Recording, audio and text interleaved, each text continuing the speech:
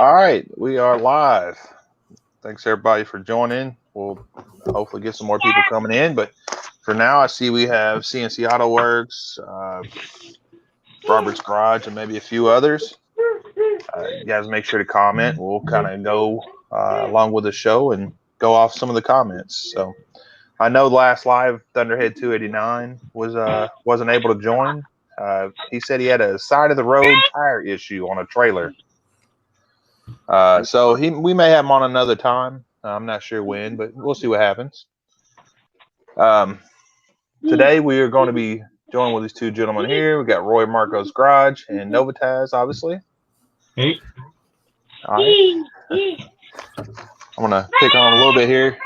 They're both millennials, even though they probably don't want to hear that. Both car enthusiasts. Both have Pontiacs. Both have trucks on their channel, and both are into model cars. This is the first time we've seen them at the same place at the same time, so they're not the same person. Sean from NovaTazz has a 4th-gen Nova, a 2nd-gen Pontiac Trans Am, a 2nd-gen Dodge Ram, and also a set of Kia Souls. So he's planning and prepping to start doing model cars on his channel.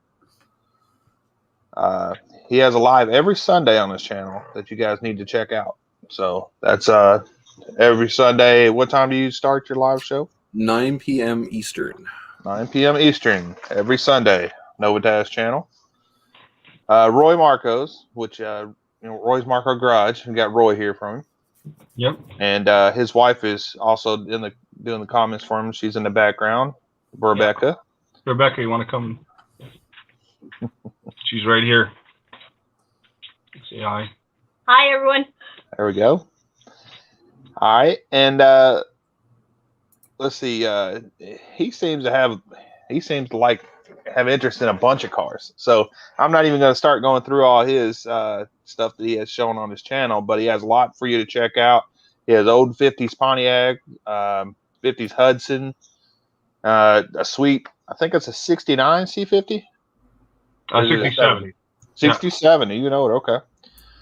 He has a separate channel for his model car hobby. And I guess the latest news that I know about is that your wife, Rebecca, is going to be helping out with a channel and maybe even be part of the channel. Yeah, she might make some appearances for sure. She's been helping a little bit too behind the scenes all along. So I have to say thank you to her for a lot of the stuff that she does. So. Okay. Well, we'll start with a NovaTazz here. If I missed something that you want to kind of introduce of your channel, go ahead and do a brief introduction, and we'll jump right into Roy Marko's introduction after that. No, you pretty much nailed it on the head. At the moment, currently, I don't have a whole lot of automotive content on my channel because I am without place to do automotive fun stuffs. We are currently working on that. Not the best time to be looking for a home at the moment, but we're struggling with that. I did end up starting to pick up the scale model hobby again. It's been, geez, I mean, when I was doing it before, Testers was king, and they were still using the goopy glue to put everything together with, and it's completely changed since the last time that I was doing it. And I'm busy trying to catch up. I'm over here looking at my setup over here, but I'm busy trying to catch up and getting all of the stuff that people are using today, because I don't know. I was watching YouTube channels like Roy's other channel, which he has with the modeling stuff, and just seeing the stuff that people are doing today with the stuff that they have out today. It's less like it made me want to get back into it. So dumping a crap ton of money and different stuff. I ended up building my own crafting table to do it on. But yeah, that's pretty much it. Well, it definitely doesn't take as much space as working on a full-size car, obviously. So. Yeah, it's something I can do inside. Sure. Well, Roy, did we miss anything on your channel? The introduction of it? You pretty much caught it. Yeah, I do have a wide interest in automobiles. I just love all of them. Old and some newer stuff, but not the newest stuff, I can tell you. But I like everything from British cars to American muscle, and I have a few different cars that I work on, and some stuff that will come up in the future. And then, of course, the model car channel as well, which has it's where I get a chance to sometimes take my creativity and use it and modify things and make it, you know, I never build it stock out of the box. They get customized in some way, shape, or form. So yeah, it's a lot cheaper to paint or modify them cars, isn't it? yeah, it still can be expensive. You know, you can get it to, you know, a model kit nowadays can be $50 to buy in the hobby shop, and you can spend, you know, if you want, you can spend, you know, up to like $100 in product to get that put together. Yeah, if you want. I just picked up this for the Mustang build that I'm doing. It's just a body kit for it, and that was like, I don't know, $30-$40 and all in itself, just for a couple of resin pieces. I also picked up two resin engines. No, I think one's 3D printed and I think one's a resin. Also to engine swap the two models that I was starting on. The Mustang that I picked up, I'm going to put a modern Boss 302 in. That's what also with this body kit, the body kit's for. And then I have a Duster that I'm going to drop a 426 Hemi in it. So that should be fun. Well, I may be wrong on this. You guys can correct me. I think Roy Marcos, I think you were born in 82. That's correct, yeah. And Noah, you was born in 83, or is it 82? 82. 83. Okay, so us millennials here, I'm glad to see that you know, our generation is getting into, or have been into, cars, you know, automotive stuff. You know, if you go to the car shows, it's mostly, and it is changing, but especially, you know, 5-6 years ago, it was mostly older people, and there's nothing wrong with it. I'm just saying, I'm glad it's going to be continuing. Yeah, I've been taking my Nova back when it was on the road. I've been taking that to car shows since 2007. Nice. Actually, 2008. I picked it up in 2007. I think the first show that I took it to was in 2008. And I took it. Go ahead. I'm sorry. I took it there every. You know, I took it to every car show that I could get to, all the way up until. In fact, the last car show that I took it to, it wasn't even street legal. Kind of just drove it up the street, snuck it past the cops, and snuck it into the car show because I wasn't going to miss that car show. You know, I hadn't missed it yet, and at that point we hadn't planned on taking the car off the road. So, but yeah, it hasn't been to a car show in a couple of years though because it's been off the road. Iron Horse says 82 there. He's born in 82, but he don't like being associated with millennials. But you know, millennials get a bad rap. And most of it's actually Gen Z that they're getting blamed for, like the Tide Pods and all that. That was Gen Z. That's beyond us. You know, millennials normally are in their 30s, late 30s, mid 30s. You know, our generation normally got hit for the fact that we got dumped out onto the adulthood right at a really bad time, like recession and everything else. So a lot of us had a hard time getting off the ground. Millennials first started becoming adults, you know, around 2001, so September 11th and all that stuff. So it's a crazy time. Mm-hmm. But yeah, I'm not trying to say all millennials are good or bad, or I was just saying I'm glad that the generation, or our generation, the next generation, is in charge now, or the working population now, is taking time to go out and have some enthusiasm in the automotive community. So it's just, and I'm seeing more and more of it. You know, you didn't see as much as you used to. So that's all I was saying on that. How'd your when you took your Nova to the car shows, how'd the 4th Gen Novas do at the car shows? People seem to enjoy it. It gets a lot of attention because you got about that time that I was taking it, a lot of the people that were going to the car shows to view the cars, it was their parents' car. Mm-hmm. You know, when they were growing up. That, you know, and that's about when that transition is hitting. As you notice, like every generation that comes forward, you got to go about like 30 years back, and you'll start, you know, those cars are what their parents were driving that they grew up with, you know. And also being a 4th Gen Nova, it's not like there's 20 of them sitting in the field. I take my Nova out there. I'm normally the only one, maybe one other, yeah. And there'll be 10, 15. You know, 2nd and 3rd Gen Novas. So it's nice being the different one. Sure. Now, I take this car, I take that car out to a car show. And everybody. I'm Sometimes surprised that everybody likes it. Yeah.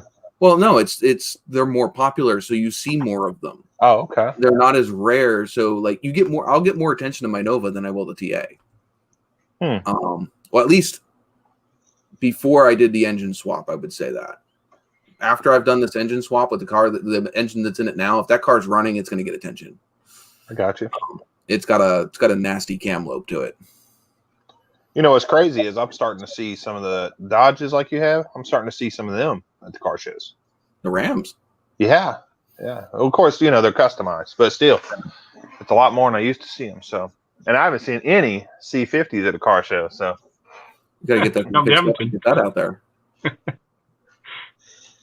I think they're pretty neat. And I really like how you put that bed on there. It's I think I asked you the other day. It was off of you said it was off 68.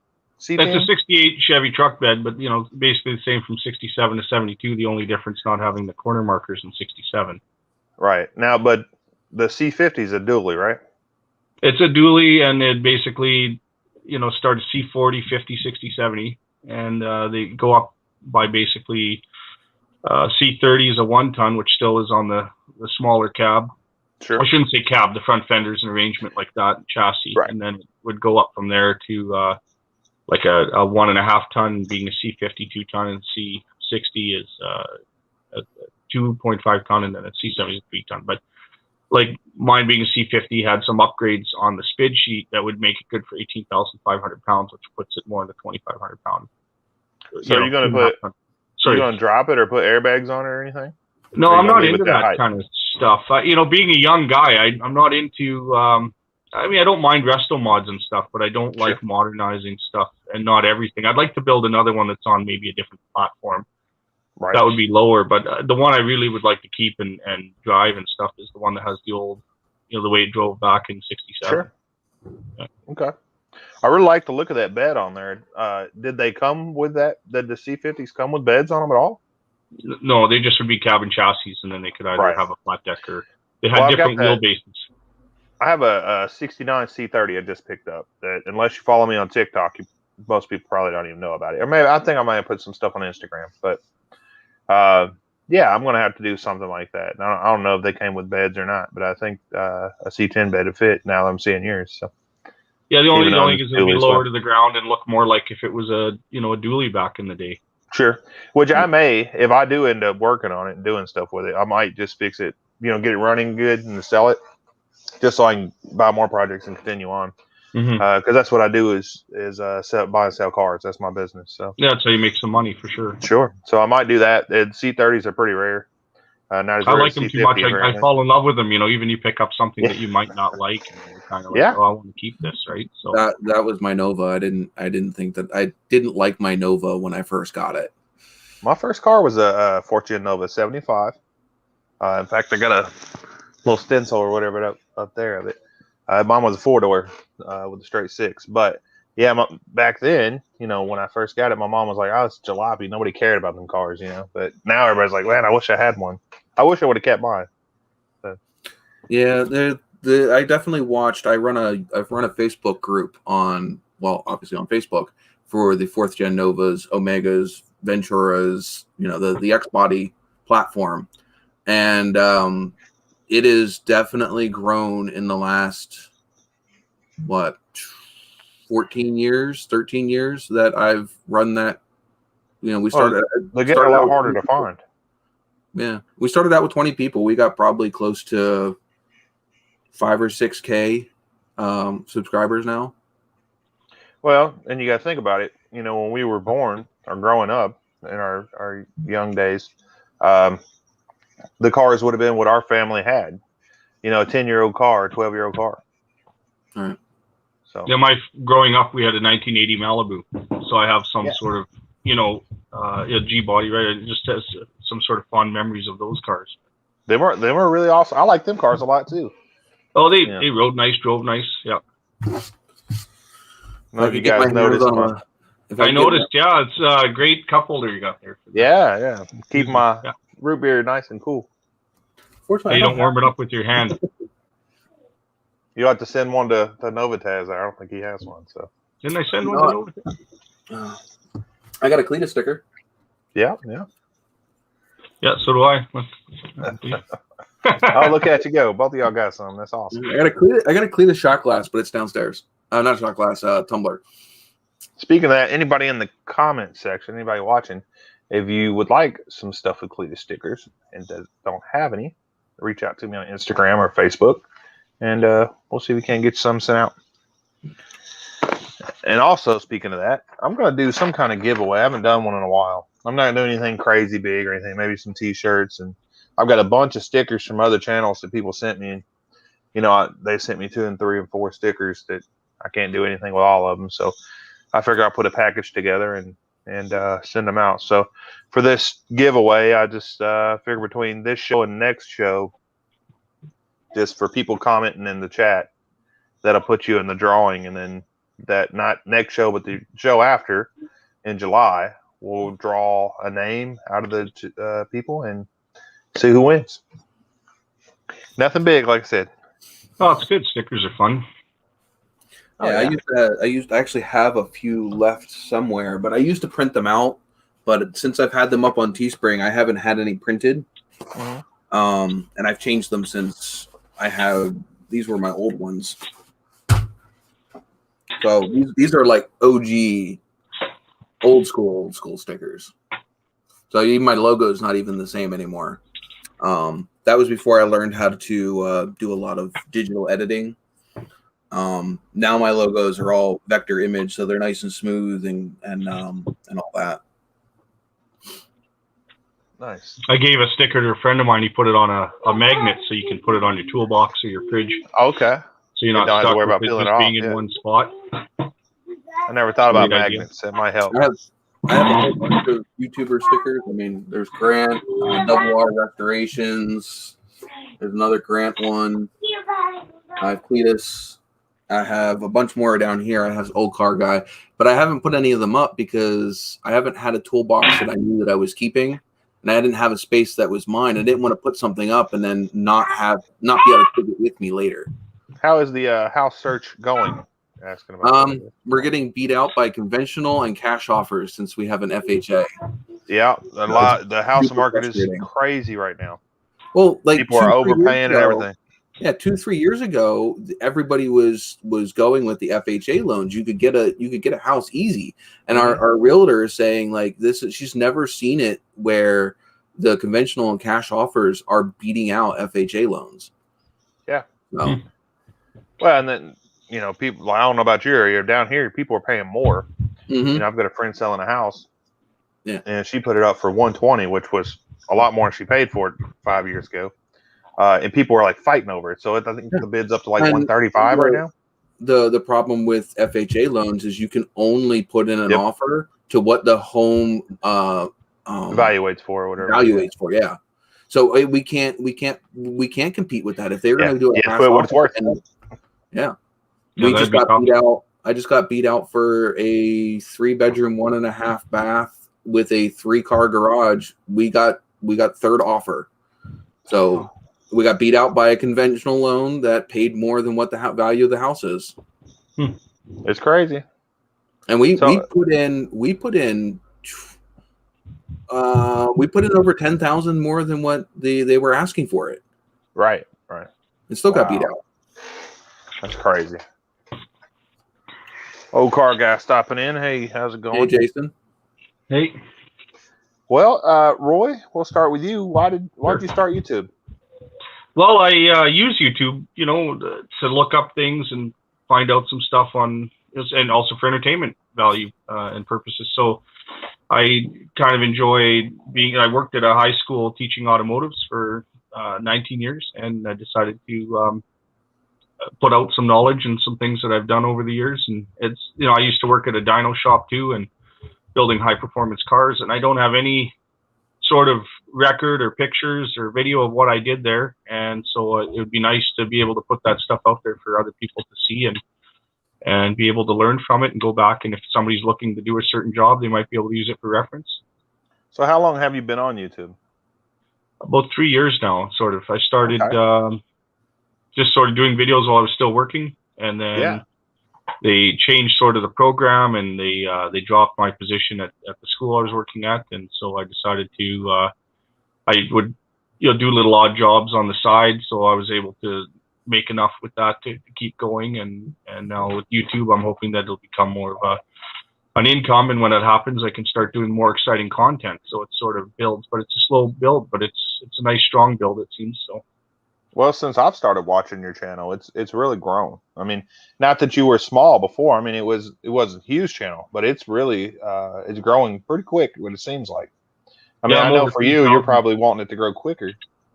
Well, yeah, but it's good that it's not like too fast. It's a good foundation, right? So sure. Yeah, and I have a lot of exciting stuff planned. If I got money to spend, it's going to be great. That's always a hurdle there. Yeah.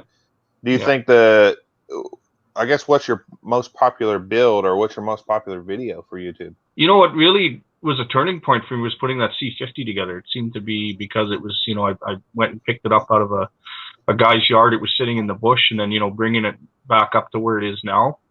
Yeah. It's pretty popular. People seem to like that. Of course, my 56 Pontiac gasser is a nice project, but it's an expensive project. So I've been buying parts, and when I get to a point I can start putting it together, it will happen too. So I've been enjoying like the C50 build as a pickup truck. It gives me something to drive and enjoy.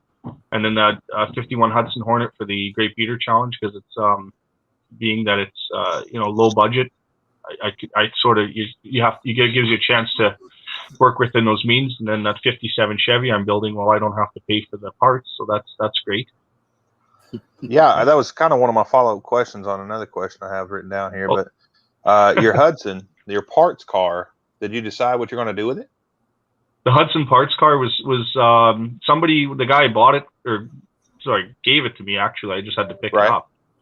He had cut the back end off to make a flower pot, and the floor was very rusted, so there was not much left of that car. The unibody. So yeah, basically once they wrought out the way it did, there wasn't much left of the car. I had taken the doors and all the pieces, the heater box, part of the firewall, anything that I could possibly use or need parts from, and the rest of it went to for scrap, unfortunately. Yeah, maybe I'm talking about the wrong car, but you just did one not that long ago. I thought it was that car. You had one that I said you should do a rat rod out of. Oh, the Metropolitan. I wrote it down wrong. Yeah, I have a 60 Metropolitan, and then I picked up the 59 from Scott from Cold War Motors. He has a YouTube channel as well, and he's sort of a car. He likes orphan cars and that era, but he never thought much of that little Metropolitan. So it became a good parts car for me, and that could become a future build for sure. I mean, there's I think it would take, and I'm not there looking at it, of course, but from your video, I think it would take too much to get it back to a driving regular car, like a restored car. But to make it a rat rod, I think you could do that pretty quick. Well, I have sort of visions. I mean, this is looking into the future here. I would love to build a car for doing burnout competitions, like they do in Australia, and what Cleatus does down in McFarland down in the States there. I'd love to be able to build a car to go do that, and I thought that Metropolitan would be a great build. I would just use the outer shell of it and patch up everything, build a chassis, and put your LS in it. Yeah, put an LS in it with a blower, and go out there and drive the wheels off of it, right? So that would be that. I mean, that's the kind of stuff I'd like to be able to afford to do. That would be fun. So you kind of started YouTube because of you were watching videos. Now, when you say watching videos, were you watching it? I know you said entertainment, but were you watching it to learn how to do something? I mean, I know you're pretty skilled, but well, I know sometimes people learn how to do stuff. Sometimes, even I already know how to do it, they may know a trick or a secret or. Yeah, sometimes I'd get into a job where somebody'd call me up and they want spark plugs done on something like Chrysler 300, and I would just maybe look up a video to see. Yeah, just if does he need intake gaskets? What I can quote him out to do the job, or what it's going to take me to do what I'm looking at getting done. And then the other aspect of it was watching like Roadkill and entertainment and Garage 54 and stuff like that. I just enjoy. And even like, Jay Leno's Garage and seeing, vehicles like that. And yeah, if you could afford half of what he got. Came up, you know, down in Nick. Ontario or in Quebec there, right? And he has awesome content where, you know, he's doing, you know, vintage Mopars and all kinds of things and learning just the little details and the right way to do things. And I mean, I love that kind of stuff, and I love original, you know, keeping things like how it was in a way. Not, I still like my hot rods and rat rods and stuff too, and Yeah, of course. Modifying stuff. But you know, sometimes it's nice to, you get a car like that Metropolitan and you take it apart, and it's like an archaeological, you know, find. You find like a chalk line that's written underneath the hood that was done on the assembly line, and I don't have that on my restored one, right? So I love finding stuff like that. Yeah, yeah. Well, and I joke around all the time, and I call it YouTube University, you know. Yeah. I learned a lot of little things, you know. It was something I've never worked on before, something I never even wanted to work on, but need to. I'll look it up. And it's usually out there. Somebody's run into it before. Yeah, exactly. Well, I guess the same question to you, Sean. Why'd you start doing YouTube? Originally just started I was doing YouTube before YouTube was known for what it is today. I started YouTube back in 2013. Back then we were just literally just uploading videos as we recorded them. No editing, no nothing. You just literally filmed a piece, uploaded it. And it was kind of good back then because you could get feedback right away. So like if you're in the middle of working on something, you post an update and people will be commenting on it as you were, you know, still working on what you were working on. You'd film a little bit more, upload another section. So if you look at my really old videos, that's what they are. It's just 30, 40, maybe 2 or 3 minutes long. You know, like either anywhere from like 30 seconds to a minute to a couple minutes. They weren't stitched together. Where nowadays there's a lot more editing and everything else involved in making nice videos. It's a lot, the production quality is a lot higher standard. Yeah, well, there's a lot more people using YouTube as well. So well, yeah, and like I said, the what people have expected of YouTube has grown a lot more than what it used to be. For sure. But yeah, I just started doing it, just documenting what I was doing, because I realized that most of the time that my Nova was on the road, I don't have very many like physical memories of it, because the pictures were on like the old phones and stuff like that, and it gets lost or whatever. So I started recording stuff and putting it up on YouTube so I could have it later. And then, you know, obviously eventually people start noticing what you're doing and you just grow. But yeah, I've been doing it since 2013 or 2014.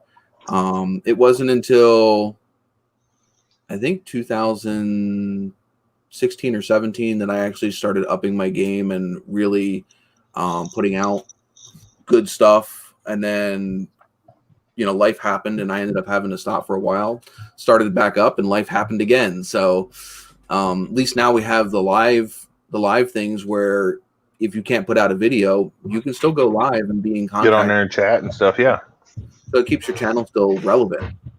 Well, and I know your channel's still growing. I know it could grow much quicker if you were able to get out there and put out some more content. Yeah, it's still growing. I mean, you're still growing.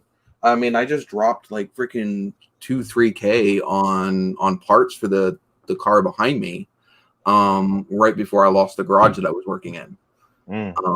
So it kind of sucks. Yeah, that's right. You're doing the fuel injection. Yeah, I have it sitting down here, doing the Holley EFI setup on the Pontiac behind me. And then COVID hit, and so like parts didn't get shipped until, what was it, almost like 7 months later that I finally got the distributor for that. And then and I was also avoiding the garage because there was an older couple that lived there and COVID and everything else, and it was like, you know, you don't want to go over to work on your car and then expose them to COVID. Right, you know? Especially since you work in the medical field. Exactly. You're exposed anyway, so. And then there was a falling out and I lost the garage anyway. I had to move my stuff, and now it's limbo waiting for a home. You'll find something, I'm sure. Just, you know. It'll take time. Yeah. It's crazy market you'll right find now. something for sure. Yeah. There's no other garages to rent in your area, or? I can't afford it. No, it's can't afford it. Yeah, because I mean, my YouTube channel, I mean, though I am pretty decent, it doesn't make a whole lot. And then the money from my regular job, I pay child support. So anybody who pays child support, especially for more than one kid, they know that you don't have much left after all that.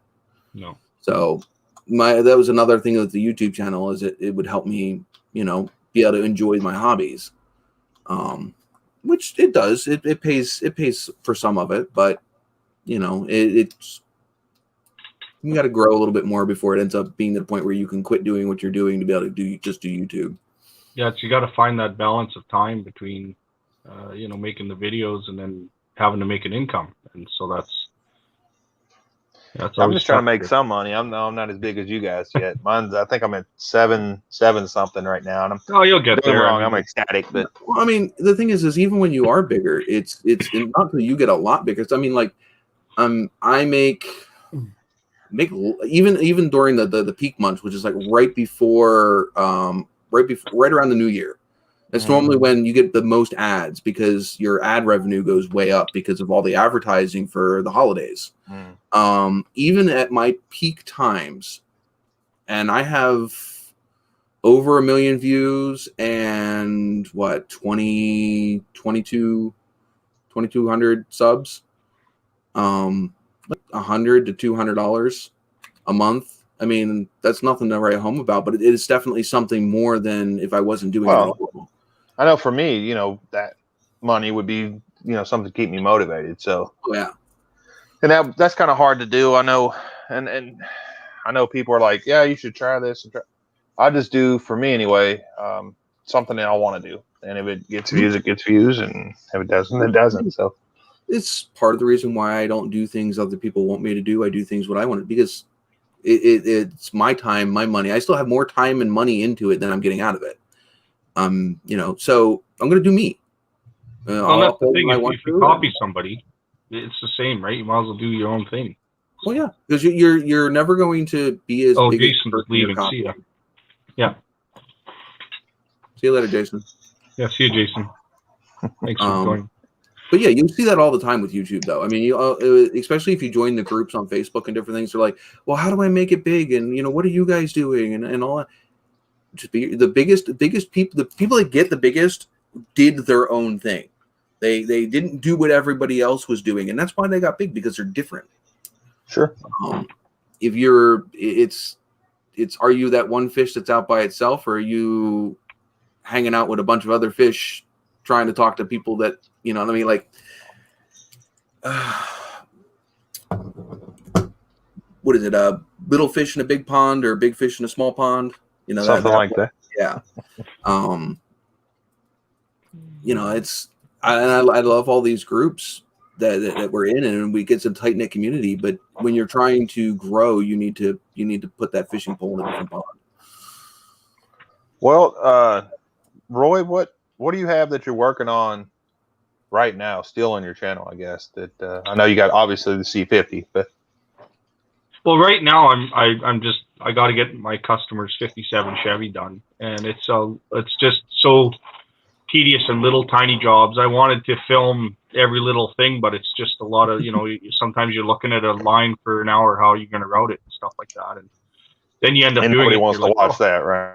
Yeah, well, and people do. They want to see how you struggled or how you got there, what you did, what your mistakes were, because that's kind of the fun of it. So you'd be amazed. So when you're the film guy, the producer, the editor, it's right. It's hard to do it all at once, but you got to do it. So so the 57 Chevy is what I'm working on currently, and that'll be my next few videos, getting it running, that new crate engine, getting all that done. And then once that's done, I can start working on the Hudson and back to my C50. Those are sort of on hold until I get this car done, because it'll free up my garage space as well, and my time, right? Which is, so that's where I'm at with. Is your wife going to help videotape and everything for you too? That's a videotape. Well, she does a little bit. As you saw, we have a 3-year-old, so he's quite active. Oh, yeah. And so it's and I have some friends that come over and film, and sometimes it's you don't necessarily know what they film, so you have to go back and watch it. So sort of when I come up in my mind, I come up with an idea of how I want the film to look, so I'll take those shots and then I'll put it together. So it's kind of, sometimes it's just better to work alone that way, right? Of course, yeah. Yeah. Unless you get somebody that thinks, that'd be pretty. But and I'm sure they're out there. You would have to get somebody that's into the same stuff as you and thinks like you do, I guess. And it just yeah, it'd be nice to like have a partner where like, and I'm not meaning wife, like somebody that would just come and like if they did the filming and the editing and sort of put it all together for you, and then you could just work. And then of course you could see footage of me putting brakes on a Dodge Ram pickup or something. You know, it's not that that's what my channel's about, but I mean, you know, that's what I guess you'd say 80% of my time is invested into, you know, tune-ups and things like that. But I mean, that's not what my channel's about, so I don't record those things. Right. I did that one, like that diesel injector on a Cummins. We bought the guy wanted a cheapest injector, so we bought like an Amazon injector and put it in there, and I did the job on it. So I did that video. Sure. Well, yeah. And that's something that's not, you don't normally do on your channel, but it's something that, you know, people would look for on YouTube, and it, you know, they could look for you to do it. So now what's kind of neat about it too is like it brings in people that wouldn't necessarily find your channel. So like I did a rear tailgate on like a Dodge Journey. I did the rear harness, right? And just how, you know, because there was brakes in there in the cold weather. And so it's, and then also there's things I'm like, you know, you sort of find I'd like to do videos on, and like, I like carburetors. I like rebuilding them and showing people that they're not that hard to deal with. And so I want to do more carburetor videos and, you know, how to set them up and things like that. So.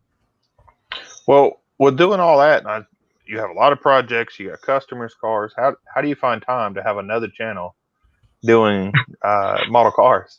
I don't. I've been actually working from 10 o'clock till 2 in the morning on the 57 Chevy most of these nights just to get some things done. And of course, I'm not filming at that point. I'm just getting like loose ends tied up, and then I'll have to do an update. So the model car stuff, like I said, in the wintertime, you know, in Canada, like it's cold, right? So I'm not in a scenario where when it's -40, I can be out in the garage, or -20, right? So even though I still work on the driveway, but you know, when I'm in the house, I can tinker with the model cars, and with the model stuff, everything I do is so custom. So that's what I bring to the table there. It's not just assembling and painting. If you want to learn how to paint, there's good channels that show you how to paint and polish.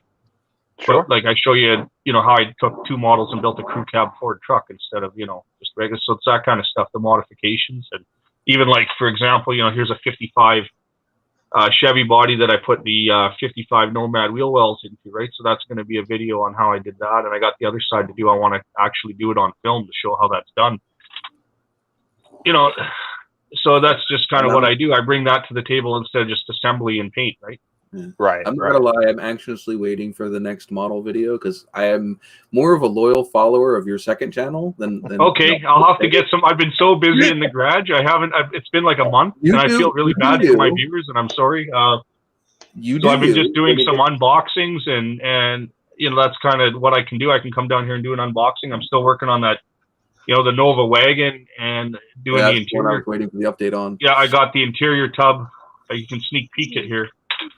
So basically, you know, there's the interior tub, and I started extending it to be a station wagon, and so that's that. So I just basically have to now do the sides, and then I can get that interior tub finished. And once the fabricating aspect is done, I can do an update on it, and then all that's left is paint. And unfortunately, I got a lot of models I have to paint. I haven't set up a spray booth or anything in the house. Yeah. So I have a bunch of models that are ready for for color. Yeah. That's my next thing. But yeah, you do you. When you get the video up, you get the video up. It'll just So if anybody watching this and sees it, you know, where you see my model, basically that's where it's at. If I've shown it, if I do update it, I will update it on the channel for sure. Yeah, you update it on Instagram too, I know. Yeah, I get some pictures here and there, just sort of what's going on. And you get a lot of people asking about your C50, and they ask about any updates on it or anything like that. Oh yeah, the C50 like is a very popular build. It's you know, at first I almost didn't buy that truck. When I made that video of picking it up, everything was broken on it. Like even the speedometer needle was broken. I just like couldn't get the door open on the driver's side. It was just, everything was just sitting for so long. And but it was cheap. And anyway, something worked out where I had it sold, and then the guy didn't come and pick it up. and then I kind of fell in love with the truck. Like, that's what happened. I went out there and I was getting ready for the guy to pick up, and I thought, you know what, I'm not selling this thing, and I'm gonna have some fun with it. Yeah. And I wanted to sell my Ford because it was a really nice. I had a '91 F-150 that had no miles on it. It was just too nice to throw an engine block in the back and haul it home. So this one's gonna stay kind of like a beater, and I'm just gonna be able to use it. Are you going to paint it? Or are you going to leave it? I do want to paint it all one color, the original green, and then I want to do the fix the rust holes, but I'm going to leave the dents in the patina, and then sort of do a blend, and just enjoy it. I want to put some 22 5-inch wheels on it, but that's they're like $2,200 for 6 rims. Wow. And that's not even aluminum ones, and I don't want aluminum ones. I just want steel ones. Right. Well, maybe YouTube will pay for it. You get enough. Maybe, and I mean, it did. It bought the floor. I bought some pieces for the truck. I had a couple of good months there. I thought things were, just then it's sort of like it's just not a consistent every month, right? So. Yeah, were you able to buy that bed brand new, or did you have to find it? No, that's a brand new bed. Yeah. Yeah, I thought that's what it was. I remember seeing the video. I did get a sponsorship with Bumper to Bumper. I paid just I don't have to pay full value of everything, like even better than Jobber, right? So so it's like that floor was more affordable than if I would have bought it retail. Sure, it was almost half the cost. So and automotive stuff costs money anyway. But if you start getting into older things, 60s and 70s and 50s, it really it's hard to find, and it costs more money. The thing is, those trucks are popular, and the more popular it is, seems like the more they charge. Like, if you buy that floor for that 67 to 72 truck, retail on it's $2,000, right? If you go to buy is it the same floor as a C10? Well, they're a little different because C10 has a notch cut out for the fuel filler and stuff like that. They have sort of a, and now you could probably make it work, but a C10 floor is like $1,000, so it's half the price, right? So it's kind of like, it's same with the 55 Chevy rear quarter panels. You're paying like $1,700 for a full quarter. You can buy a 67 Chevelle one for $700. And if you have a 65 Mustang, they're like $200. So it's like, it just depends on, or if you have the vehicle you're building. If you have a 4th gen Nova, they're like $200. Yeah, but those ones are probably hand hammered out somewhere and they don't fit. Well, I haven't seen, you say the C50 is popular. Around here, I haven't seen any. And even on YouTube, I haven't seen that many. Well, the thing about it, like, I wanted to build a big truck hot rod, even like if I could afford a Peterbilt, and put it on the road as a... Well, I think the C50 is way cooler than a Peterbilt myself. Oh, for sure. And the C50 was something I had in mind, but then they started popping up. Like, there's a couple popular ones. I mean, they even made a... M2 even makes a toy of that, right? Have you ever seen I got that? you. And so, I mean, it's sort of a popular conversion, but it's not super popular. Well, I've seen Vice Grip Garage, Derek over there. He did a C50 video the other day of one he had on his farm a long time. And you learned how to drive that truck, right? Yeah. And I don't know if you've seen the comments on there, but my first thing was, hey, Roy Marko is building one of these on his channel. You have to go check it out. Yeah, I was a little, I thought, I was kind of excited. I thought maybe he'd build it, but he just kind of parked it back in the field. Yeah, he just got it started running and parked it. So. Yeah, it was kind of be neat to do something. When you have something that has memory, like that truck is so popular when I take it somewhere. If I go to McDonald's or I go to the hardware store, or I'm stopping to pick up, fill it up with fuel, people are just, I had a lady that was just in tears, like, oh, this is the truck we had on the farm, and can I have a picture of it? Can I, yeah, of course, sit in it if you want, Yeah. And it brings, like, you're talking about the 4th Gen Nova when you go to a car show. I can park beside a C8 Corvette. Well, they bring a lot of attention, but you can park beside another car and everybody's swarming around your C50, right? You'll have what? At least 3 C10s there, maybe more. But how many C50s are you going to have there? So, well, you don't see any other C50s. Exactly.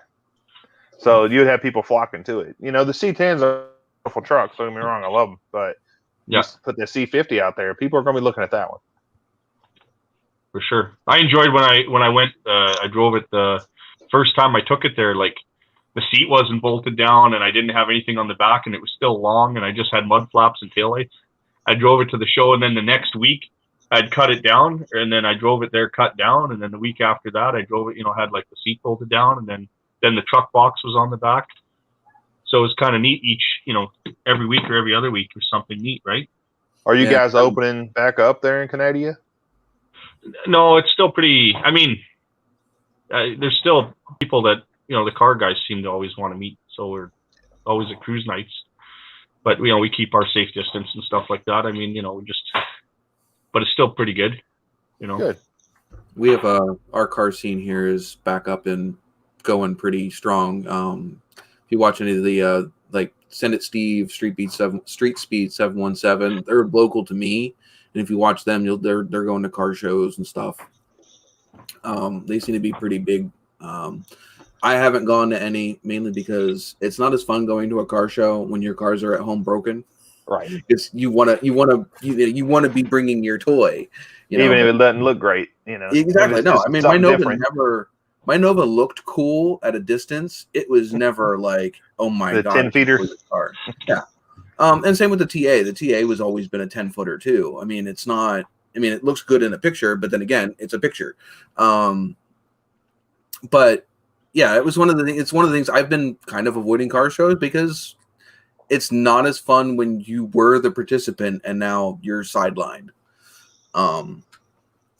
But and then COVID and everything else. I mean, it's just I've moved since all of this stuff started, so I don't even know where all the car shows that are up here are at compared to when I was down by Reading and I knew where they all were. Well, we'll kind of roll into to asking you that same question about what you're currently working on. I know you're still looking for a new place with a garage, so you can't work on your vehicles much. I know you said you was working on your Dodge. And I know that you have your model car table built that you're starting to do the model cars. Yeah. Currently, I'm working on trying to get the Ram ready for inspection again because it hasn't been on the road in 4 years. So like we thought we were pretty good when I went to go pick it up. We went to go pick it up and we realized that the rear brakes were leaking all over the place. So I ended up having to go back and I picked up a set of stainless steel brake lines for it. I'm in the middle of trying to do that right in front of my house. Luckily, I'm not in a busy area, so nobody really bothers me. But it's also not easy to film there, so it's not like I can make content for the channel with it because there's kids flying by making noise and everything else. It's not doesn't make very good content when you got a bunch of background noise. And I just need to get it done anyway. So I want to get that done, and once we get the truck done, I plan on going to some mud holes and playing with it. Okay. Now it doesn't have a lift right now, right? Well, it doesn't need one. Right. It's the 2001 Ram Off-Road Edition, so it already sits 2 to 3 inches higher than a factory Ram. I can fit 35s under that truck without a lift kit. So, if I were to put on a lift kit in it, I had the shortest lift kit that I could buy for it to do anything is a 5-inch. So it's 5-inch or bigger, and at that point you end up having to change all kinds of suspension and steering stuff, and those kits get expensive. So I mean, it's already basically lifted where you want it to be anyway. But and you're able to put what 33s on there with no problem. 33 12.5s or what on it right now. I could fit 35s on it, no problem. Wow. From factory. Quite a bit of room then. Yeah. The Dodges always put had really big wheel openings, and they used small wheel and tire combinations for them, and always look goofy. So it gives you plenty of room to upgrade before you even have to put a lift on it. But yeah, I'm working on the steering gear. Huh? Just some of that steering gear you'd probably want to update so it doesn't fall apart on you. With the Dodge had a problem with that too, right? So I have no idea. If it breaks, I'll fix it. Okay. Just run it until it comes apart. Exactly. I don't want to be putting money into it before I need to. So when it breaks, I'll fix it, and I'll fix it when it's one of those kind of builds. It could do preventative stuff, but I don't have the money to do preventative stuff. So just make it bigger and stronger when it breaks. Same thing I did with my Nova. The first thing I did, first part I broke on my Nova was the ring and pinion in the rear of it. I went to do a neutral drop because it had an inline 6 in it with a little 6.5-inch rear. did a neutral drop, sheared 7 teeth off the ring gear, boogered the pinion all up. And yeah, that was an endeavor. We've swapped in a 8.5 inch out of a 81 Firebird. In doing that, we realized that I needed to cut the spring perches off of them, move them in 1 inch because that rear is wider than the Nova. We did that, got that up in the car. Then we realized that the drive shaft was too long for the new rear and ended up having to cut the drive shaft down. But I now have an 8.5 inch pretty indestructible rear in the back of that car, at least for the power that car has. Sure. And it's got a 350 in it now, right? Yeah, it's got a 350 with 305 heads. So it's got like 11-to-1 compression. It's a nice little torquey motor. Not a lot of horsepower, but it's pretty torquey. But most of the parts I stole off of that to fix the TA at one point. The carburetor off of that engine is sitting on the TA currently. The distributor I took apart to rebuild the distributor that was on the TA when I bought it. But yeah, I don't plan on running the 350 when I'm done. Looking at finding a 6.0 LS. Goals would be to throw an LFA engine in that. The blower version of the LS. Nice. But that's money. That's finding a wrecked Camaro or Cadillac and stripping the engine out of it. You could do it, especially if you have go get your Copart membership or whatever. You know. Yeah, it's just money. Yes. Even the Copart. And you got to have a place to strip it down too, right? Well, yeah, exactly. Right now I have nothing. I can't even go find myself a junker van to pull a 6.0 LS out of it. Right. Because I don't have anywhere I could strip the chassis of the van down to pull the engine. That's the most fun vehicle to pull an engine out of. Oh, yeah. Van. At that point, you just cut the body off of it. Yeah, probably the best way, yeah. What's crazy, them vans are really popular right now. People are liking to build them as offlanders and stuff. So I know it's Swellsall with his name on it. Yeah.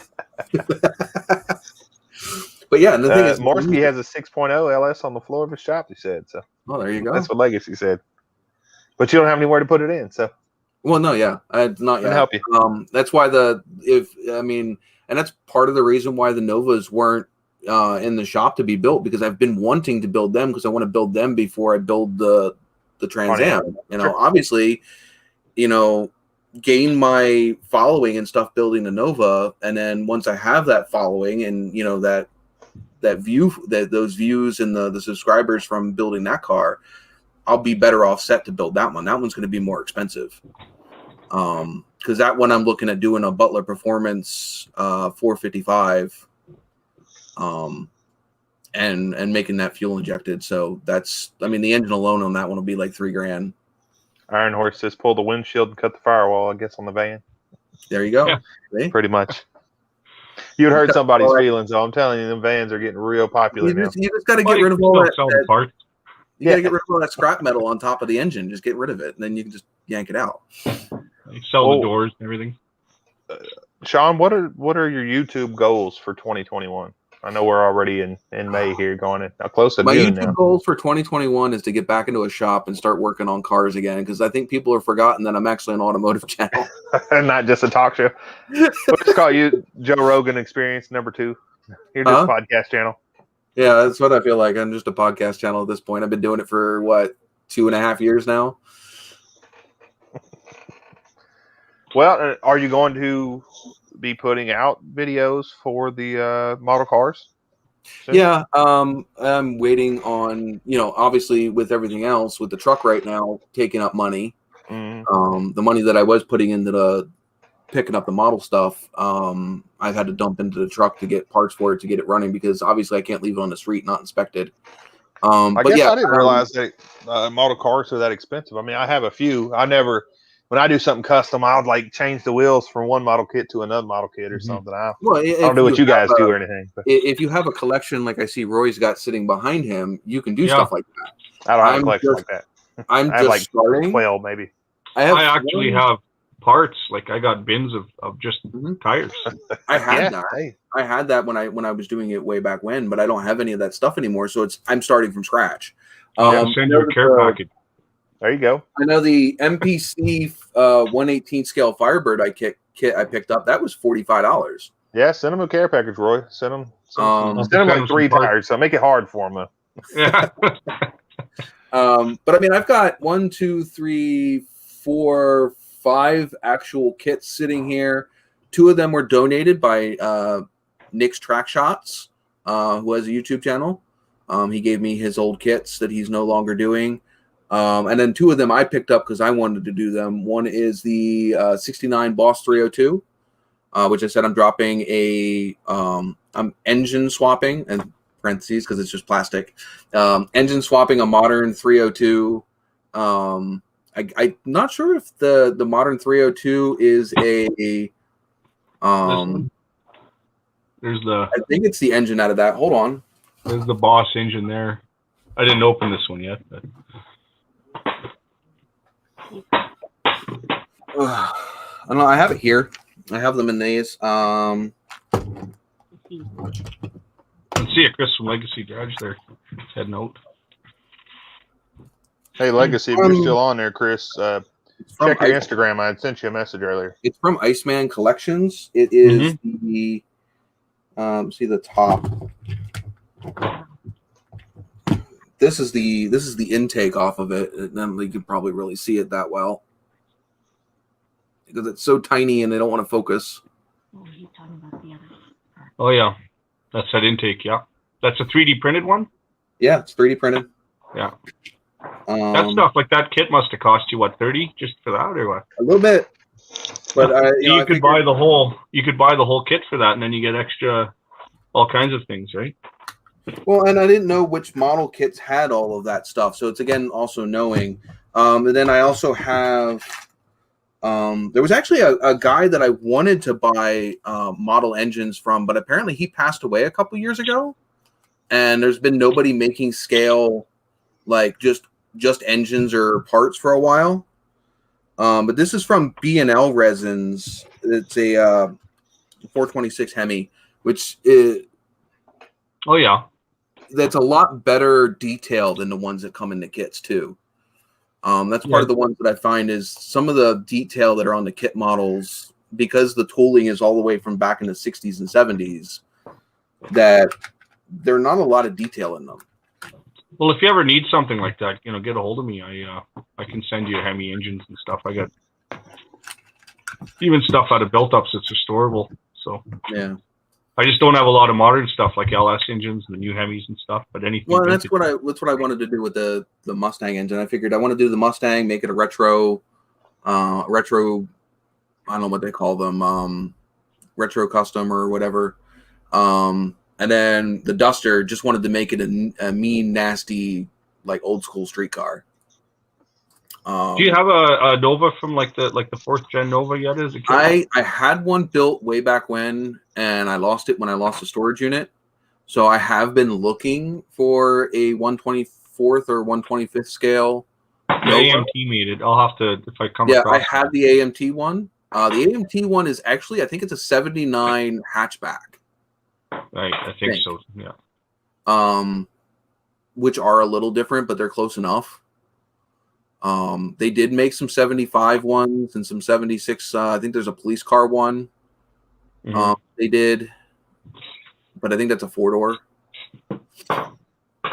But yeah, I had one that was all done up just like my car was at the time, which was actually no, my car was red with blue stripes when I did this one, but I wanted it red with the black with the red stripes. Jesse says resto mod, yeah, for sure. Yeah, all the paint schemes I've had done for my Novas were all based off of Chevelles, but I flipped the colors. So the first time I did it, it was Malibu blue stripes with a black body, which was obviously the reverse of what that they used to have. Malibu blue car with the black stripes, and then I did the red. I did the red stripes with a black body. But what I want to do with it, I have pictures of it somewhere, but basically the whole top half of the car will be black with gray stripes, and then the sides of the car will be that same gray that the stripe is. Everywhere where it's black will have no chrome. Everywhere where it's gray, they'll have chrome. So like the door handles will still be there. They'll be chrome. The front and rear bumpers will be blacked out. They'll be body color. The grille will be black. The window trim will all be black. You know, but like the side markers and the door handles and all that stuff will still be chrome. And then they'll be separated by a mustard yellow pinstripe. So I can't wait to do that. But yeah. That sounds. Are you going to try to do all that before you move? Are you going to wait until you find a place and get your full setup? There's what do you mean before you move houses? No, those cars are literally tucked in the back of my girlfriend's dad's house. So it'll be a while. They're not moving until I have a garage. I was going to do them in the garage that I had before, but I just felt like I didn't ever feel comfortable being there. So it was like I didn't want to take them there and then take them apart to where they weren't rollers anymore. Because right now they're rollers. I can push them up on a trailer and roll them around. But once I start taking them apart, they're not going to be that easy to move around. And I didn't feel comfortable taking them apart in that garage. And now I know why. You know, it's obviously it did eventually happen that I had to pick up stuff and leave.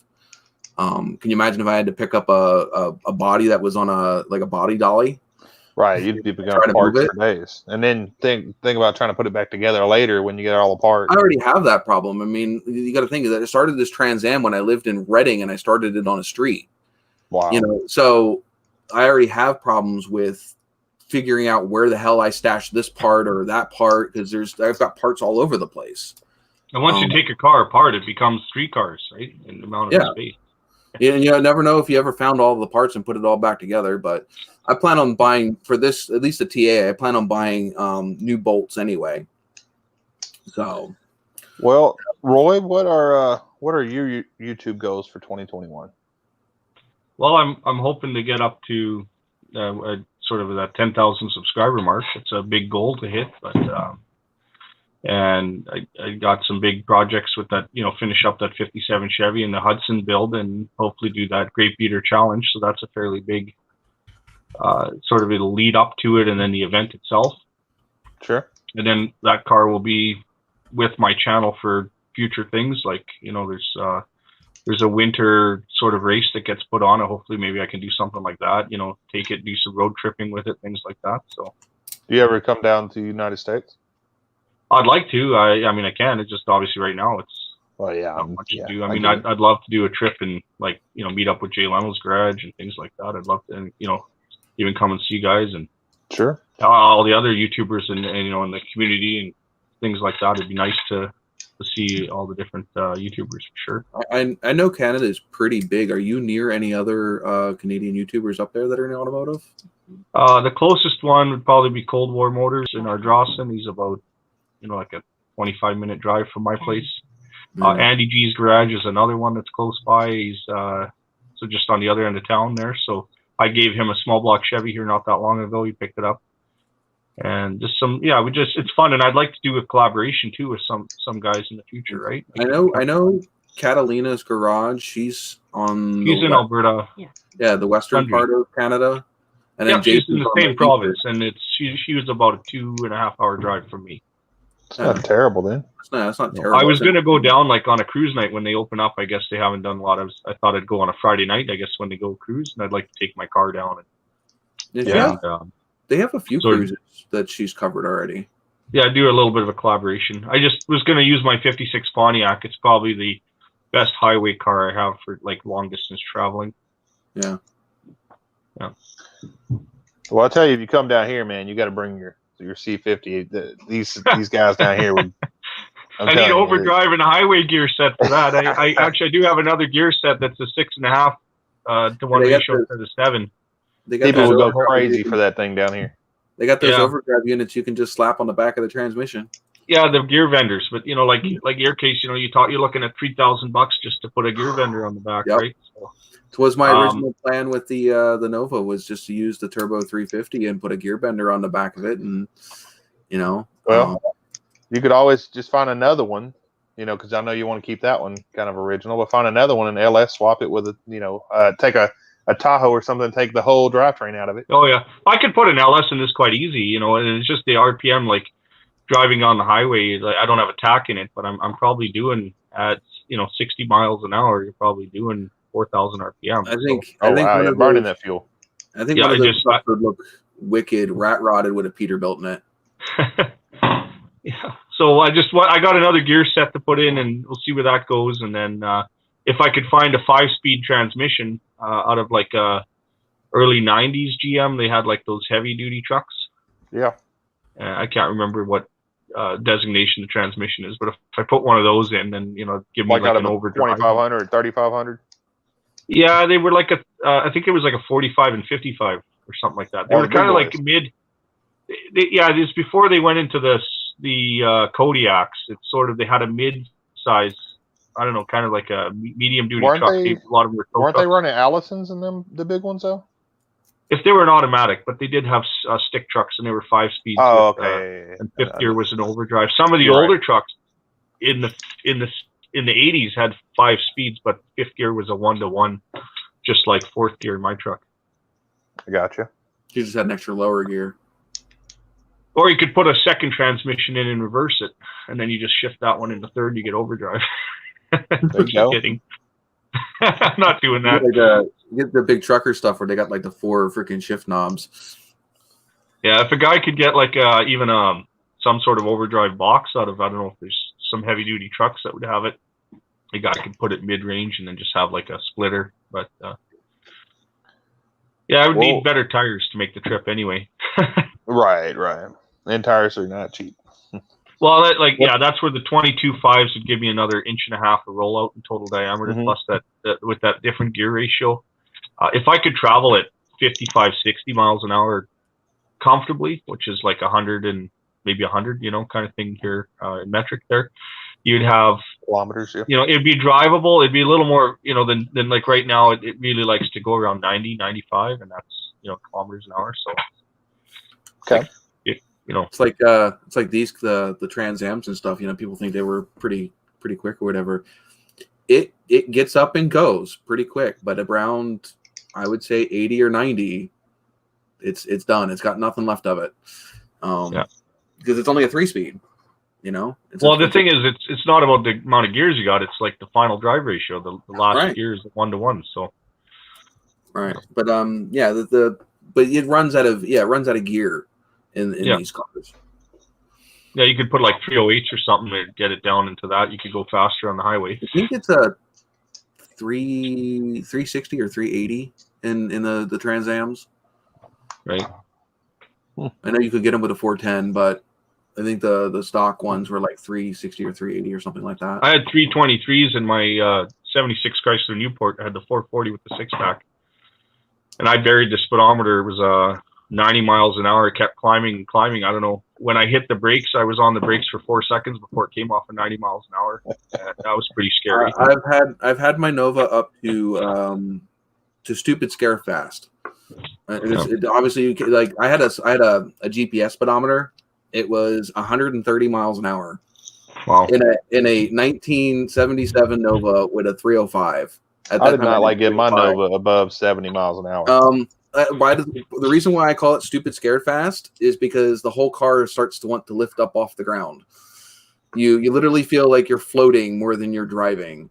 I was going so fast that the windshield wipers came up and just stood straight up because the motors couldn't keep them down anymore. We were pushing it on a pretty empty highway, and we are just trying to see how fast it would go. And as soon as we got it up there, we kind of backed it back down pretty quick because it wouldn't have taken much to take that car off the road at that speed. Well, Roy, I know we kind of covered a little bit of this already, but what are your near future projects and videos do you have planned? Well, I got some car projects planned. I don't know when I'll get them up, but yeah, one of them is like I even have plans for a mid-engine car build, and then comparing it to the original car, if I could find one and go out to like a track day and see if I made the car worse or better. And so it's kind of a mid-90s era build using mostly mid-90s era parts. So I don't want to get too much into it because I'm the first person I know that sort of thought of this, and I don't want to. Yeah, you don't want to give the idea out. Have someone take it away on me. So, yeah. Okay. Well, I'll be looking forward to that for sure. Yeah.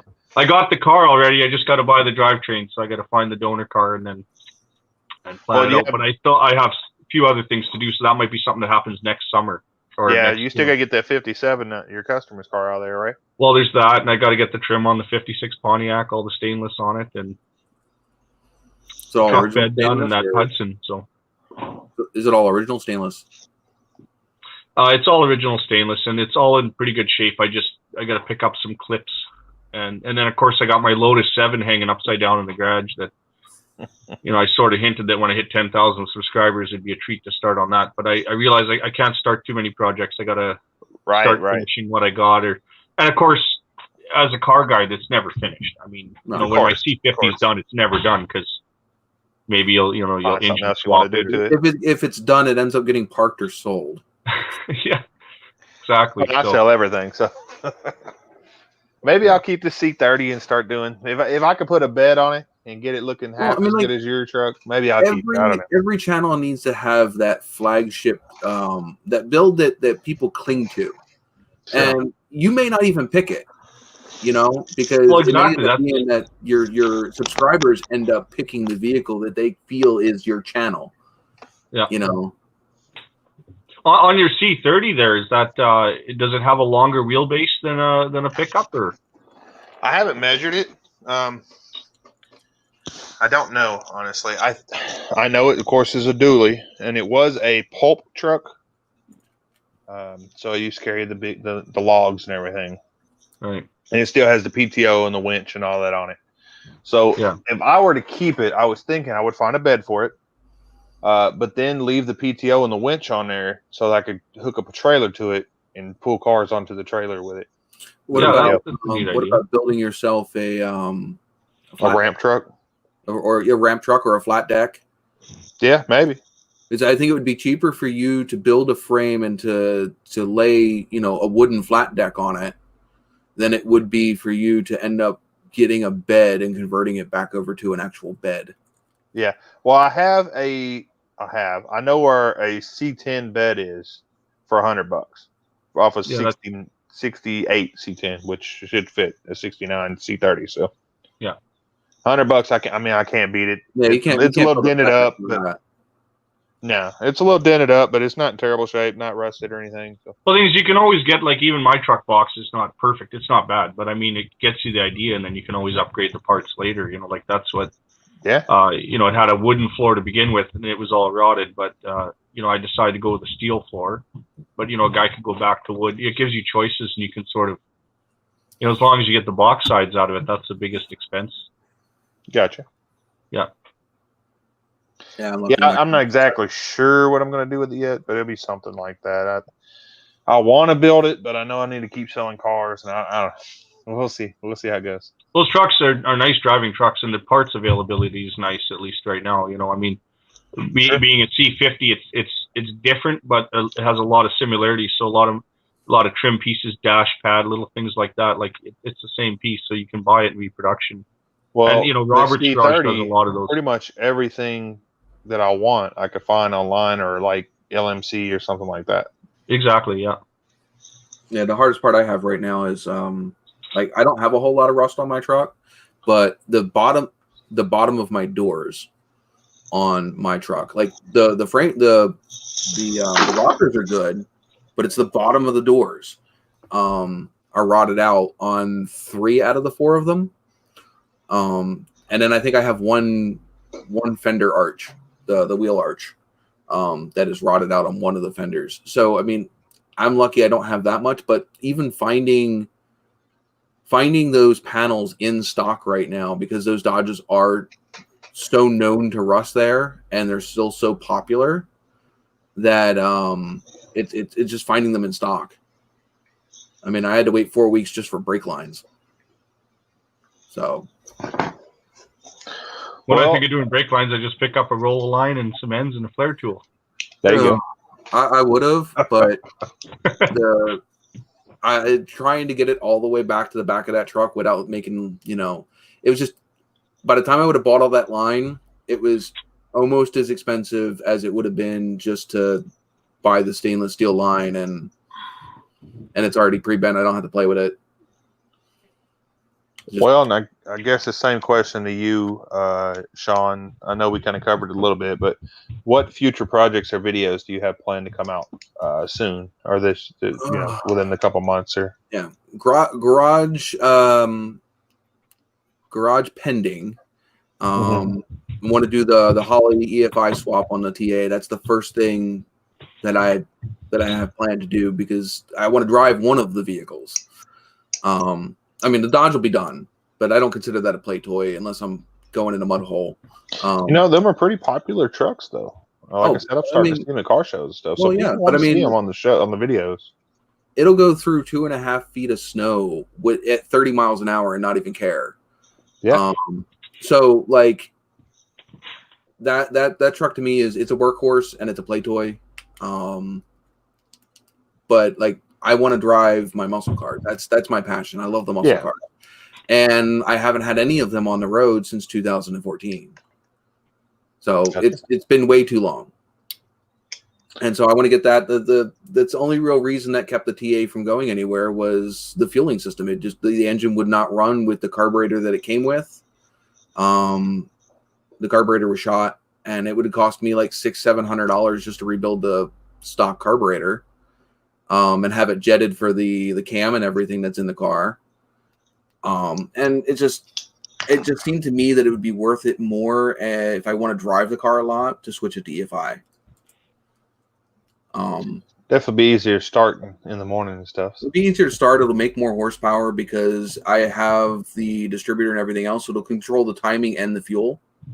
So, it's something that with a carburetor and a standalone distributor, you set it at one spot, and that's what it's good for. I live up here in the mountains, so I could be playing around up here in the mountains. I go down into the valley, and the car's not going to run the same. So, for sure, it just made more sense to go with a computer-controlled EFI unit. On that EFI unit, I have a question wrote down here. I was going to ask about it. What kind of, is it just 87 octane you run on that, or you have to run a higher octane? I run 93 in that car. Just because the engine's so big, or what? Well, it's cammed, and the heads have been shaved, so it's a higher compression than stock. If you run it any less than the 93, you're going to end up with knock. Okay. Those, I mean, if it was the 403 with the 8.5 to 1 compression, you could run 87 in that. You shouldn't really run any of these modern gases in it because of the ethanol, especially with carbureted cars. Yeah, they don't like, carburetors don't like that stuff. No, it builds up in them. They don't like to sit. For any length of time. That's when it's bad. Yeah. Right. Plus, you also have to add. Sometimes you have to add letter zinc into them depending on what cam and stuff is running in it. But no, I run seafoam in the tank, man. Huh? Just run some seafoam in the tank. I run 93 in both the cars. I tried when gas was up above $4 a gallon here. I literally detuned. I set the timing way back, and I was running 87 in it. And I was obviously not running that car at peak performance because I couldn't afford 92 and 93 when 87 was above $4 a gallon. And that was my daily driver then. So it wasn't like I was only driving it on the weekends. No, that was the only car I had at that time. I'm guessing because we're closer to the where the oil is it's much cheaper down here. So, well, I mean, that was back in 2011, 2012. Yeah. So I mean, I don't think it's ever got above 350 here. Oh, we had it well over $4. I mean, it was costing me over $80 just to fill that car. Oof. And then 4 days later, it was empty. People around here start freaking out when it gets above 250. Our gas here right now, I think, is 309, 310. Wow. I think that's about where it is right now. And But we have in Canada, y'all don't do a gallon, right? Y'all do about a liter Yeah, by the liter, so we're paying like $1.20, I don't know, per $1.13 liter, depending on the day. But we had that like back in 2011. It was high too. So Yeah. And we're in a province where we produce oil. I don't know when what I was in conversion is Kuwait, for it was that, 19 cents a liter. Yeah. That's crazy over there. When I first bought my Nova, I was paying, I think, $1.35.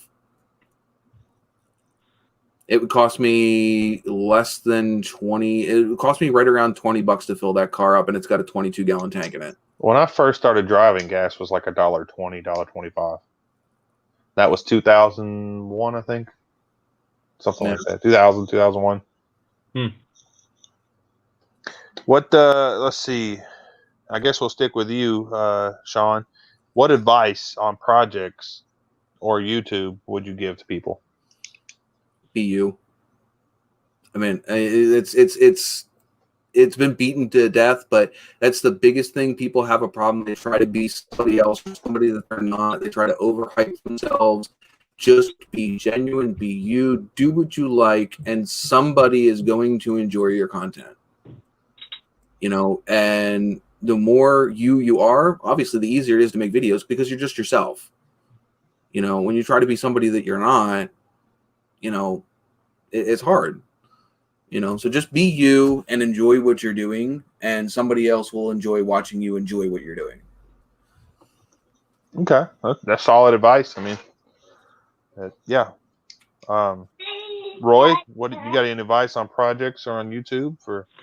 The biggest thing would be like NovaTazz says, you got to be yourself, but also some consistency is key. I think, you know, that's what I got to work on myself, is just getting that consistency. I'm at least getting a video up once a week on the car channel at the moment. But it's just a matter of having it, let's say every Monday night it comes out, or every, you know, pick a day. I think that would be big. And then, just do, like, if you don't like what you're doing, people aren't going to enjoy watching you. Right. So that's the big thing for sure. You have to, and that's, for me, I enjoy cars so much and working on them that I like sharing that joy that I have with, you know, with other people as well. So. Okay. That makes sense as well. That's awesome. Yeah. Well, Roy, since we was on you, we'll stick with you. You got any shout outs or final messages you'd like to just send out there? We've been on for about, an hour and 20 minutes or so now. So. Yeah, I'd just like to shout out, well, you know, the latest thing I did with Cold War Motors. You know, check out their channel. He does a lot of nice metal fabrication work. Also, anybody in a community, you know, and Robert's Garage with his C10s, and I think he's got a C50 as well. So, and Big Easy and all this, you know, all the guys that do the community non-competition, and of course anybody. I mean, it's good. Those are the guys that we've been sharing stickers with, and I want to shout out. So. Yeah, they've been doing. It's been a great community. I know NovaTazz, or Sean's been on here a long time. He's seen communities come and go, but I think this one's a little different. It is. The biggest thing, like, I look at it is no one's going to stop watching me because they like, you know, Nick's Garage, for instance. I mean, right. If somebody likes my stuff, they're going to follow me. So, and the thing is, it's nice to at least have people to collaborate with and work with, but we still have our own channels, right? It's not like my channels is not necessarily, you know, riding on somebody else, whether it's successful or not. I still have to make my own successes. All right. I guess, Sean, you got any shout outs and final messages you want to send out? I'm going to give a couple shout outs to some old school automotive YouTube channels that I don't know if people even know of anymore. Okay. Fireman, I think it's 164. He has, if you go into his backlog of videos, he has a Camaro that he's been doing that was his since he was a kid. It was hit pretty hard and the car was pretty twisted. He's replaced, I think, everything but the roof. And I'm not even talking like the outer roof. I'm talking like the inner roof. Wow. So, like, I mean, and the thing is it's only because he's gone through, I think, the roof and the sides. I think the sides he didn't replace either.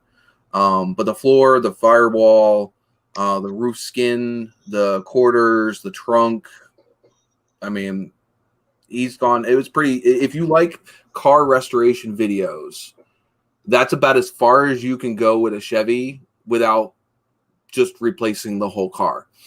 Another one is Rare Rat.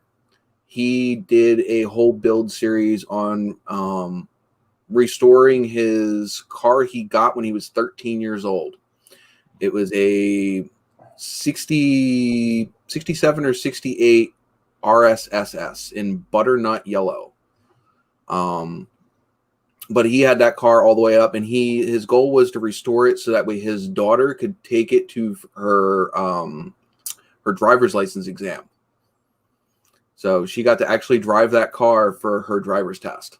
He did end up completing it. It took him like over 5 years to do, but he also will pick up random cars and bring them back to decent condition and turn around and sell them. That's kind of what I want to do on my channel. Is I do want to have a build that's, you know, like Marko is known for his C50. You're known for your Nova, and I do want to have a build like that. But I would like older cars, get them out of the field, you know, get them running and driving, and sell them as a project. So yeah, and those are old school channels. So I mean, they've been around longer than I have. So yeah, I'd like to see some people find those videos, even if they're not. I mean, they're still putting out content, but go back and watch the old stuff. It is so good. I mean, it was before YouTube was I got to be flashy, so it's good stuff. Yeah, before they started trying out all this new, try this and that, and put out a video every day, every week. They just put out videos when they had updates. Yep. I remember that. I've actually been on YouTube a long time. I've been updating or uploading the whole time, of course. But, okay. Well, I guess my shout out is for this month is Legacy Garage. Every month I shout out a different channel, and this month I say check out Legacy Garage. If you guys haven't checked him out, right? He's got some pretty cool stuff going on. He has, you know, Jeep, C10s. He got other stuff too, but he's a funny guy. He's got a lot of stuff going on. He was in the chat earlier. You know, he had to jump off, obviously. I know next month the live will be on the 24th of June. I'm not for sure who the guest will be yet. I have a couple people in the works, but nobody concrete yet. So everybody just keep an eye out or an ear out for who the guest is going to be. And I'll keep that updated. Do appreciate you two guys coming and volunteering your time and knowledge here, and coming on here and letting us know about you and your channels. So with that, I appreciate you guys' time. Well, thank you very much for having us. All right. We'll see y'all later. Have a great one. Yeah, take care.